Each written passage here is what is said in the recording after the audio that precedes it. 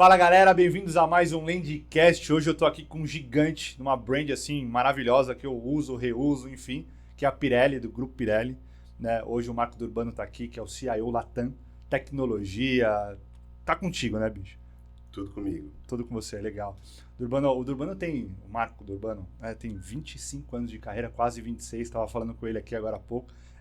Tá em 2 conselhos, né, na Sucesso e no IDC Brasil, então é um gigante. Eu estou muito feliz, de verdade. Fiquem aí, galera, porque hoje a gente vai, de fato, escutar boas histórias com várias cicatrizes, né? Com certeza, né, Marco? Toda batalha deixa uma cicatriz, né? Todo. E eu vou falar um pouquinho de batalha aí mais pra frente. Legal. Mas começo agradecendo a oportunidade, o espaço. Obrigado. Fechado, E muito bom. vamos bater uma bola aí. Vamos sim. E antes pra gente começar, de fato, Marco, me fala um pouquinho de você, cara. Assim, é difícil falar da gente, eu tenho uma baita dificuldade, viu, cara, de falar de mim assim. Fala um pouquinho de você, quem que é o Marco, onde você mora, onde você tem filho, você é casado, quais são os seus hobbies, cara? Fala um pouquinho de você. É difícil, mas vamos lá. Sou casado, Raquel, tenho com ela um menino de 10 anos que é o Luca, que é meu motor, é meu combustível e meu motor pro dia a dia, a união dos dois ali. Nascido em Santo André, grande ABC, morei grande parte da minha vida um pouquinho mais para o interior ainda, Ribeirão Pires ali, perto de Paranapiacaba. É um lugar gostoso. Frio, 3 horas da tarde, baixava aquela neblina todo dia, mesmo horário. Casado, voltei para Santo André e lá continuo até hoje. Eu sou meio bairrista, assim, é difícil eu sair de lá.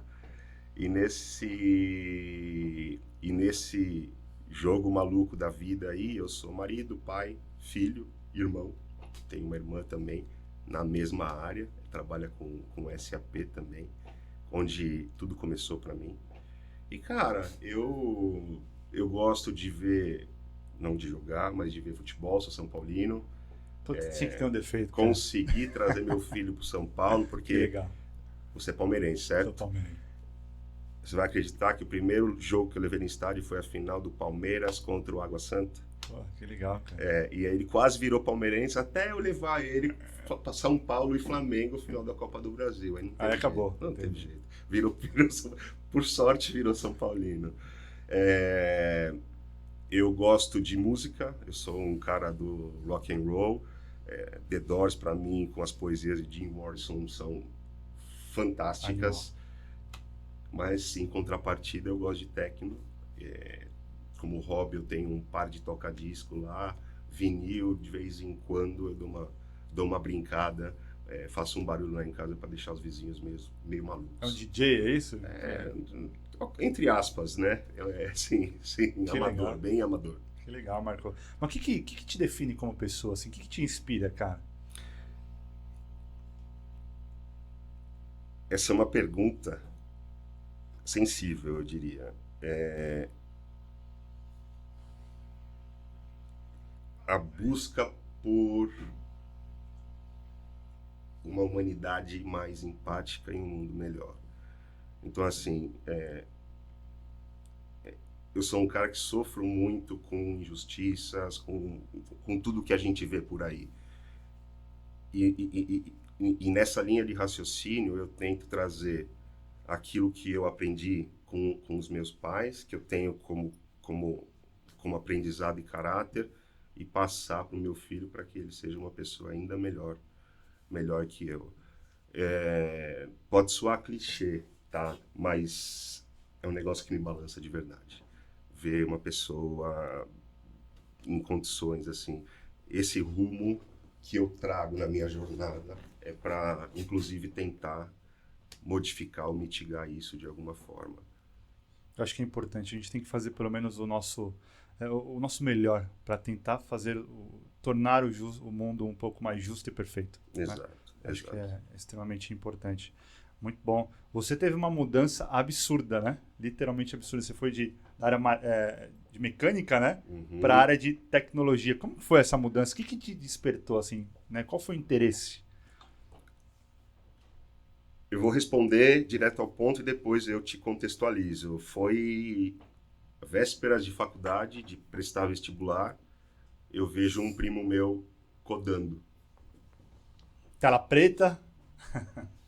Dali a pouco aquilo tinha uma tela com um parâmetro que me trazia um monte de número que na época eu não entendia nada, mas era um relatório ou algo do tipo. Aquilo ali me fez pensar, porra, que negócio interessante. Eu fui ter acesso a computador muito tarde, né? Talvez um ano antes de entrar na faculdade. Mas aquele negócio mexeu comigo. Eu falei, não, quero... Aí eu fui entender, investigar o que eu tenho que fazer, o que eu tenho que estudar, onde eu tenho que ir. E fui atrás. Foi aí que tudo começou. Eu era, na época, meio oficial fresador mecânico. Que é isso, fã? Cara, desbastar a peça, você pega metal bruto, transforma aquilo em alguma coisa. Uma engrenagem, uma arruela, um parafuso, um suporte. Tá. Dá vida a um metal. Ah, ok. Então, okay. Cavaco, né? Os ferro quente que caem, eu tenho algumas marquinhas até hoje, ainda de cicatriz. Eu gostava do que eu fazia, só que, não sei, aquele negócio mexeu comigo. Legal. E dali pra frente, não larguei mais o osso. Que legal. E se arrepende de jeito nenhum, né, cara? Tecnologia... Não me arrependo. Não me arrependo. Tem algumas coisas que hoje eu talvez faria diferente, mas não me arrependo de forma alguma. Tá tudo ali interligado, você conseguir desenhar, arquitetar, negociar.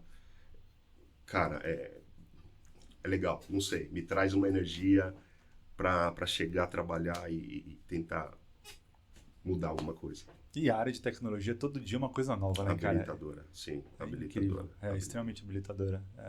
E você falou que foi programador lá atrás, você falou que começou com a BAP, é isso? A BAP. Que módulo você programava, você mexia? Todos, era generalista, né? Era uma fábrica de software nossa interna mesmo.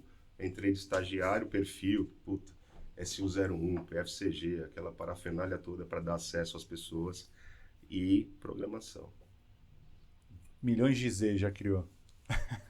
Um tempo atrás eu fiz umas contas aí com base em alguns números que nós estamos levantando para migração de versão. Uhum. A gente está aproveitando para sanear e tudo mais. Durante 25 anos foram desenvolvidos em média 20 programas por dia. Não só por mim, mas por todas as pessoas ali que já passaram. É muito, Zé. É muita coisa, hein, cara. Mas é um time grande, assim... Hoje, Era um passado? Sei lá, porque 20 por dia é bastante coisa, né? Sim, já tivemos cerca de 10, eu acho que foi em programação eu quero dizer, mesmo. Fora funcional, enfim. Legal. E hoje somos em 6 que faz tudo. Que legal. Time bem sênior. Sim, que legal, sim. Muito bom. E hoje, você tá 25 anos na Pirelli, é uma baita história, né, cara? Acho que... Como que foi viver, de fato, essa evolução, assim, né, de carreira, né? Desde programador, estagiário, né? Ele liberava os acessos lá, a gestão de acessos, a um dos principais executivos da companhia, e assim, super simples, humilde e do bem. Não foi fácil, foi um percurso doloroso, mas prazeroso. Eu aprendi muito. Apesar do tempo ser longo, eu tenho 3, 4 anos no máximo em cada posição que eu estive. Então, eu comecei como estagiário em programação e permissões de acesso. Aí, em seguida, à época, existia muita pejotização de programador ABAP. Eu fiquei um tempo como PJ e dali para frente eu fui efetivado. No momento da minha efetivação, eu já era responsável por um offshore, que a gente fazia desenvolvimento para a Itália através daqui. Inclusive, muitas coisas girando até hoje. É impressionante. Caramba. Depois disso, veio minha passagem pela área de HR jurídico, como business partner de IT. 3, 4 anos. Coordenação, gerência, e aí a proposta de mudar radicalmente e sair totalmente da minha zona de conforto. É difícil, né? Porque quando a gente é técnico ali, ou até mesmo quando a gente está tocando a parte de BP, né? Das áreas de negócio, você não pensa somente em pessoas, você tem muito mais viés de entregar, de fazer um bom trabalho. Agora, numa cadeira executiva como essa, para dirigir, né? É bem complexo, né? Olha, eu trabalho com pessoas, eu não trabalho com tecnologia. É isso, tecnologia é o meio, no final né? do dia, exatamente. E o ponto de disrupção aí foi quando eu tive a oportunidade de assumir um desafio de Head TI na América do Norte, né? Que é aí que eu comentei da zona de conforto, que foi por água abaixo. Um filho de 3 anos, uma cidade no interior da Geórgia, dos Estados Unidos, então aquilo que é filme mesmo. A galera sai de casa mais ou menos mesma hora, é a sorveteria, não sei o que, a Main Street, a Broadway, enfim. Mas aquilo ali me ensinou um negócio que é aí que eu acho que é o valor de você viver novas culturas, né? Eu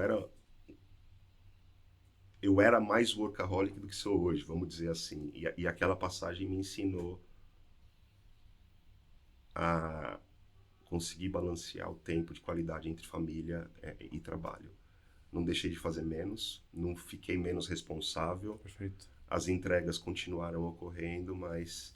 E olha que curioso, eu precisei sair de um contexto onde eu estou na minha área de domínio, geografia, família, enfim, tudo, para ir para um lugar onde meu filho não falava nada.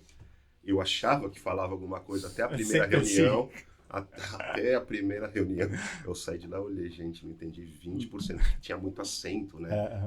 Os caras falam com muito dialeto local. Mas foi ótimo, foram quase 3 anos. Pena que a gente pegou o meio da pandemia ali, né? Mas foram 3 anos de muita realização pessoal, profissional, da família, inclusive. But now you are fluent.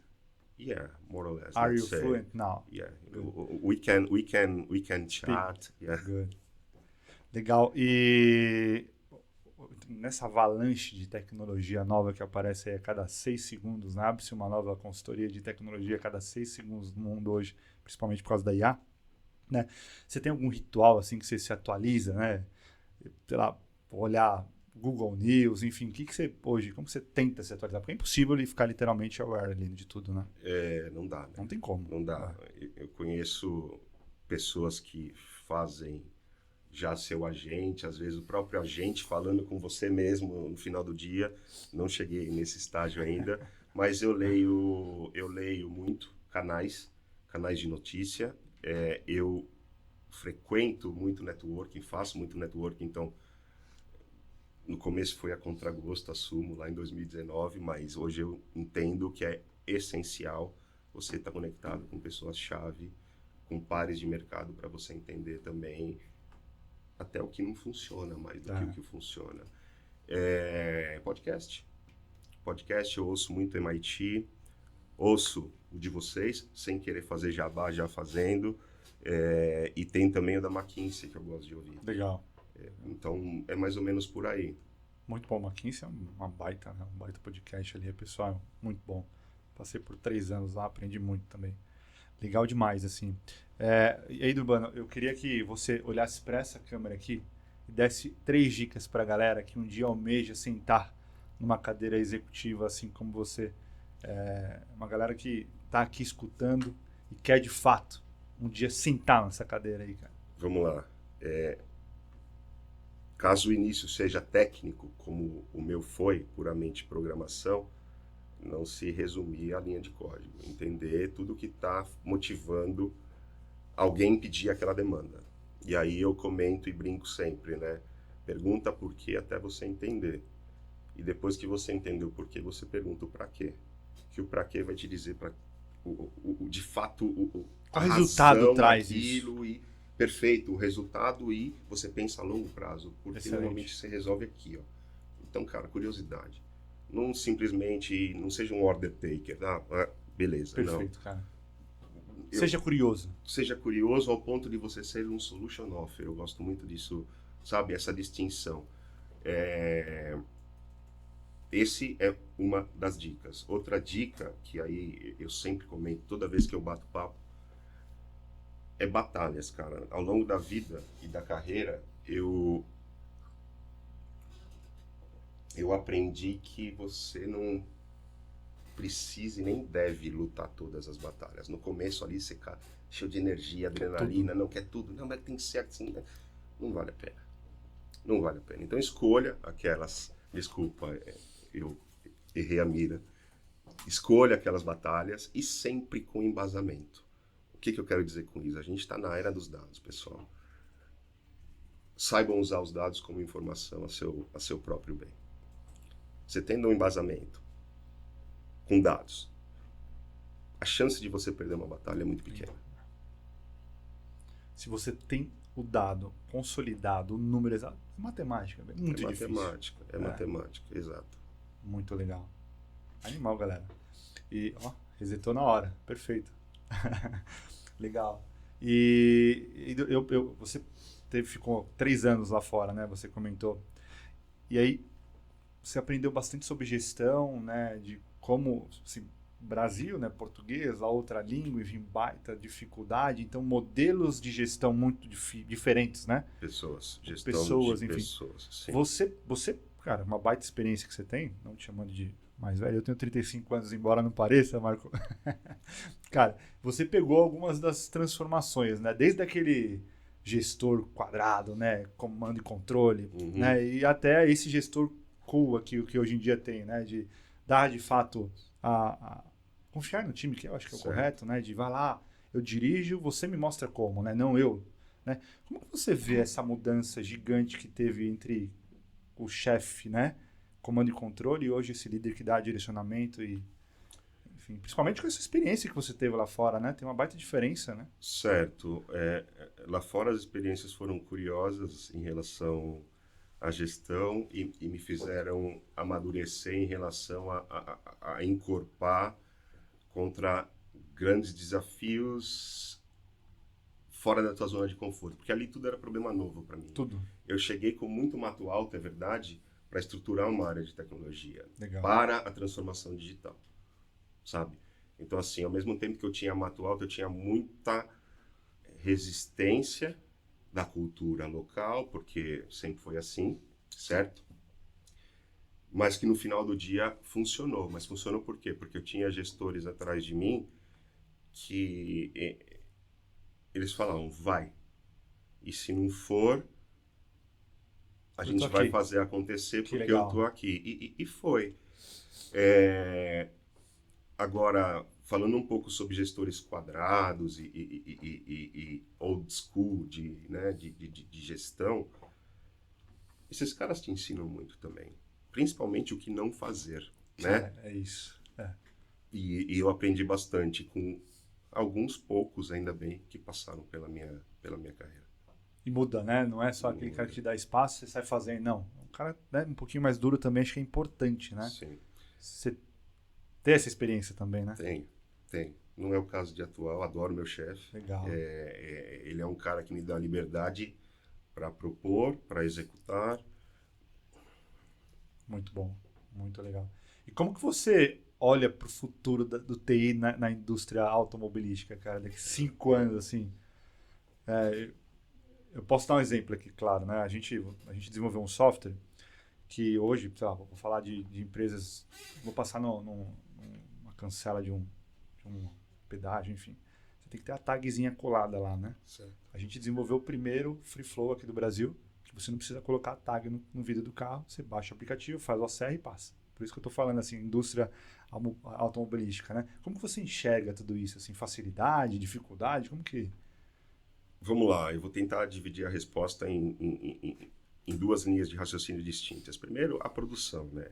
Tudo muito conectado, altamente conectado, sensorizado e com poder de análise absurdo, assim, através das tecnologias emergentes. Eu não gosto de nomear IA, cara, é um leque muito grande, igual você comentou, muda a cada 6 segundos. É isso. Mas cada vez mais dados sendo coletados para você ter um produto muito mais uniforme, com menos desperdício, tanto de matéria-prima como de produto desenvolvido incorretamente. Então, eu acho que aí você passa por sustentabilidade, por eficiência de forma natural. Então, a tecnologia vem para isso, para ajudar nesse aspecto. No outro âmbito, falando como consumidor final de um automóvel, o carro e o pneu eles vão estar em constante comunicação E depois, por que não, com as estradas? Então, imagina a seguinte situação. Você tem lá a sua Porsche, eu tenho lá, não sei, a minha Lamborghini, talvez. Você está 2 km na minha frente. O meu pneu vai falar com o teu, vai falar, pô, daqui 2 km vai começar a chover. Ele já vai começar a se adaptar para daqui 2 km entrar numa situação de chuva. Sensacional. Então, coisas nesse sentido. Mas um aspecto que, até pelo fato de ser sensível ao ser humano e tudo mais, que eu gosto de atuar no que a gente tem feito é busca do zero acidente. Então, assim, injetar tecnologia para HSE. Um exemplo, predição de quebra de máquina. Ah, mas o que tem a ver com isso? Às vezes uma quebra de máquina por si só pode causar um acidente, ou o funcionário pode querer, essa quebra é uma quebra simples, vou apertar ali e causar um acidente. Então, assim, esse é o driver que a gente tem focado e que me agrada muito. Muito, muito legal. Eu acho que é incrível isso. Acho que a hora que a gente chegar nesse... Você acha que vai demorar muito? Sei lá, tá chovendo daqui em 3 quilômetros. Eu acho que eu seria irresponsável em falar, né, cara? Não sei. Você já percebeu que todas as previsões que tem, elas não vão além de 2030? Elas sempre param em 2030. A própria China, né? Ir pra Lua, 2030, todo. Não é? Cara, não sei, não dá pra saber onde esse negócio vai chegar. Faz sentido. Legal. Você passou por milhões de mudanças, né? Enfim, implementação de SAP, iniciativas de M&A, enfim, automação, migração de on-premises para nuvem, ou, né, etapas e etc. Né? Tudo isso na prática, né? Uhum. Quais foram os principais aprendizados assim, de tudo isso, cara? Resiliência. Resiliência. Muita resiliência. E mesmo que nos primeiros projetos de implementação ou migração eu ainda não tivesse um cargo de direção ou gerência, talvez, eu volto à curiosidade, né? A curiosidade de entender o todo e ter aquela visão sistêmica facilitam muito o trabalho. E depois, por outro lado, você tem que ter o jogo de cintura da conversa estratégica e política com pessoas de média e alta gestão, porque nem sempre tudo é possível ser viabilizado numa situação dessa. Então é onde a gente tenta conduzir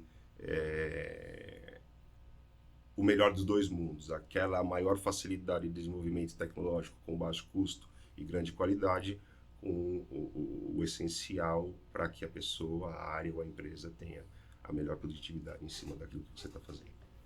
De novo resultado, né, Marco? Não, sempre não tem jeito. De novo, Tudo de tem fato, jeito. um E objetivo. até pra gente, né? É motivador. Pô, é legal você ter o resultado positivo, o êxito daquele teu entregável, daquele teu programa, entendeu? No final do dia é o que move a gente, né? Sair de casa para realizar algo com sucesso. E como que você lida com tanta pressão, né? Velocidade, né? Inovação, o tempo todo ali a gente tentando... Pra gente não descer isso pro time, né? Como que você evita cair na armadilha de... Puta, não vou fazer o novo, fazer. Esse é um problemão, né? A vida do C-Level de fato é solitária. De fato é solitária. Eu não posso repassar as mensagens da forma que eu recebo e por vezes nem repassar a mensagem, dependendo do que a gente estiver falando. Então isso acaba trazendo uma sobrecarga que, se você não tiver como extravasar uma válvula de escape, e por vezes eu caio nessa armadilha, apesar de tudo, fica difícil. Você tem alguns impactos, né, que pode até te levar impactado para tua casa e impactar a família e tudo mais. Mas em geral é tentar extravasar. Mas aí você falou pressão, né? Há um tempo atrás, uns 2 meses atrás, eu ouvi um cara falando, a pressão todo mundo está acostumado a ter, desde quando nasce. Você nasce sofrendo pressão, né? O problema não é... Aí eu entendi, o problema é a pressão, é o estresse, né? Eu não tenho problema com pressão, o problema é o estresse em situação X, Y ou Z. Muitas vezes você sabe o que fazer, como fazer, mas você tem algumas linhas de barreira, eu não diria intransponíveis, mas que te causa uma certa fricção. E isso acaba gerando um estresse desnecessário. Realmente, o estresse, acho que, né, literalmente, você consegue lidar com a pressão e não se estressar, né? Acho que esse é o ponto, né? E identificar o ponto de equilíbrio ali é complexo, né? Exato. E olha o que o cara falou, eu falei, faz todo sentido. Faz todo sentido. Aí eu mudei a chavinha lá, então agora é o estresse. Legal. E como que você garante que as soluções ali têm um impacto real, de fato, né? Que você está trazendo, enfim? Eu crio bastante, entre aspas, inimizades. Não inimizades, né? Mas através do estabelecimento de critérios em use cases. Perfeito. Então, o que vai de fato me trazer benefício? Essa métrica está correta? Olha, essa métrica vai subir. O que eu quero dizer? Eu vou passar para CFO, para CEO, e depois alguém pode vir te questionar. Então, assim, é a gente encontrar um use case coerente para aquilo que são pequenas ou médias evoluções do dia a dia. O que são grandes projetos de implementação, normalmente ela vem acompanhado de cases robustos. Tá? Perfeito. Mas o dia a dia, a demanda ali do usuário padrão é a que faz girar esse tipo de coisa. E quanto menor o tempo, é só o famoso jargão, né? Só uma coluna no relatório. Às vezes não é só uma coluna no relatório, entende? Exato. Muda uma linha ali, né? De fato, pode ter um baita impacto, né? É óbvio que para colocar aquela linha tem um baita estudo, né? Para de fato aquele número ser o número correto, né? Não é tão simples assim, né? É só uma coluna nova, né? Exato. E na tua opinião, assim, qual que é a melhor maneira da gente manter a TI conectada com a área de negócio? Por que eu pergunto isso? Antigamente a TI recebia a demanda, SLA, entregue boas, né? Hoje não. O cara está imerso, precisa estar imerso na área de negócio, né? Eu, enquanto executivo, falava, você precisa saber falar os indicadores da área de negócio que você atende. Como assim? É isso. Pô, eu tinha time que atendia a área, sei lá, financeira, eu tenho que saber o que é CAPEX, OPEX, G&A, P&L, né, G&A, gente. Você precisa estar lá, você precisa saber falar a língua de negócio. Né? Então, você não é mais só tecnologia, né? Como que você trabalha? Você respondeu a pergunta já. Mas qual a tua visão, cara? Não foi a intenção.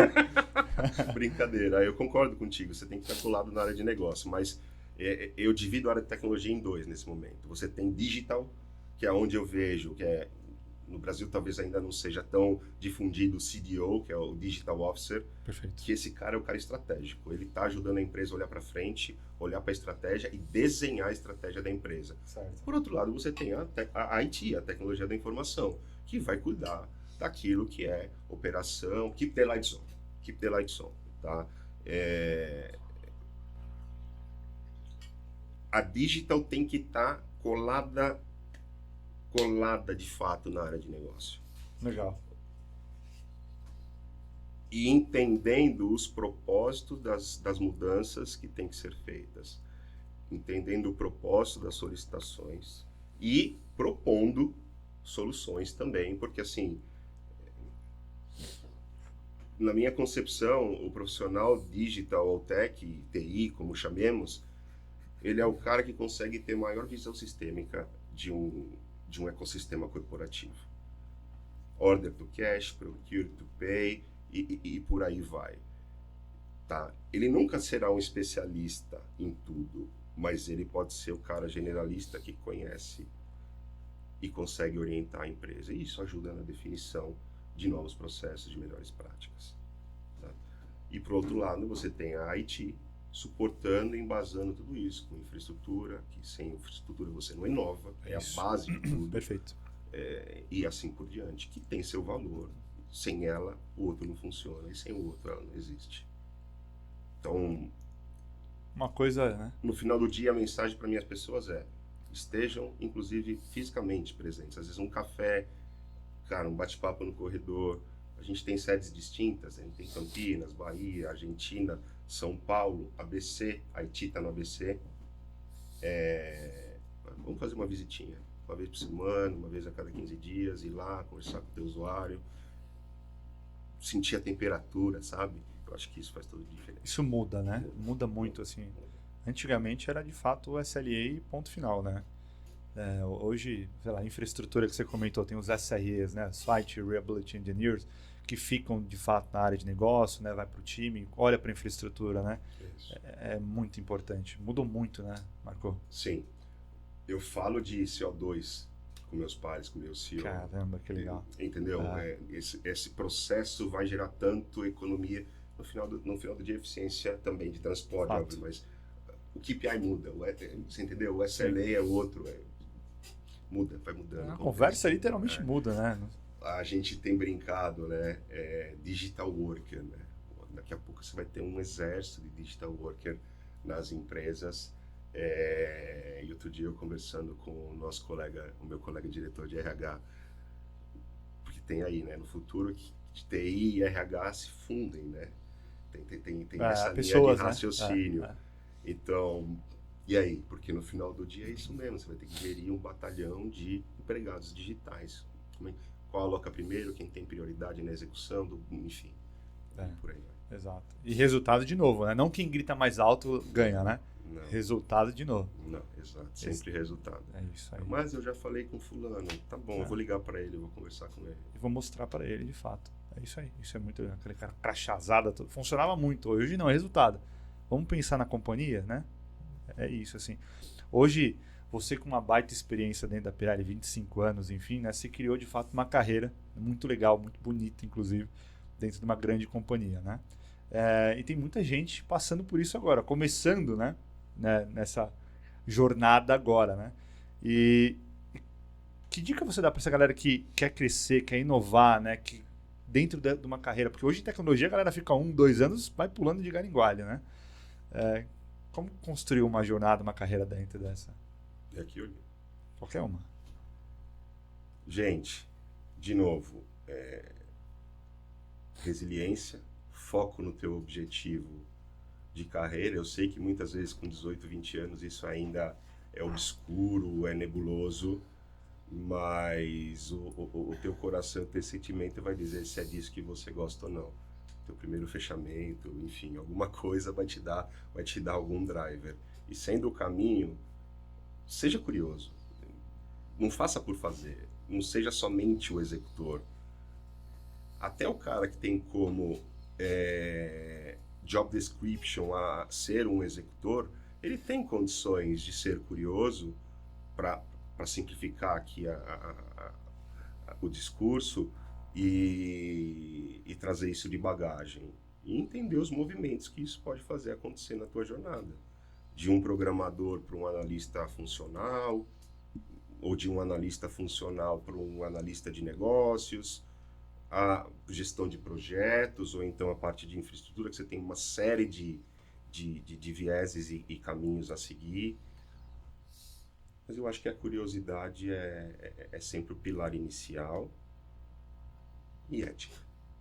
Muita ética. Isso é muito importante. E aí, galera, eu encerro aqui essa baita participação do Marco com 3 frases, 3 palavras que você falou. Né? A primeira é, seja um solutions offer. Isso é incrível, cara, assim, né? Leve soluções, né? Não fique só ali sentadinho na sua zona de conforto. Vá até a área de negócio, entenda, mergulhe, faça o deep dive, né, Marco? Acho que é extremamente importante. Segunda é, escolha suas batalhas com embasamento, né? Bravo, exato. Sempre com embasamento. Sempre com embasamento. Senão você vai perder. Vai perder. E a terceira você acabou de falar, seja curioso. Então, cara, acho que as pessoas que mais brilharam, de fato, hoje, foi curiosa, sabe? Foi lá, identificou, montou, mexeu, entendeu, sabe? Saiu da sua zona de conforto. Então, tá aqui um exemplo claro que dá certo. Eu agradeço de verdade a tua participação, foi muito boa. Eu que agradeço. Obrigado de verdade, acho que esse vídeo aqui vai bombar. Galera, curtam, se inscrevam no canal. 88% da galera que nos assiste, isso é um indicador grande assim em podcasts, né? A turma não se inscreve e não curte o canal. Porque tá no carro, porque tá em algum lugar, ou porque não gosta mesmo. Mas é importante porque isso, né, ajuda a gente. O algoritmo do YouTube, quando você faz isso, entende que pessoas com teu perfil devem receber esse tipo de conteúdo. Então, eu acho que é importante, tá bom? E você muito obrigado. passa a receber mais conteúdo desse perfil. Isso aí, certo? é isso aí. Obrigado, gente. Valeu, pessoal. Um abraço.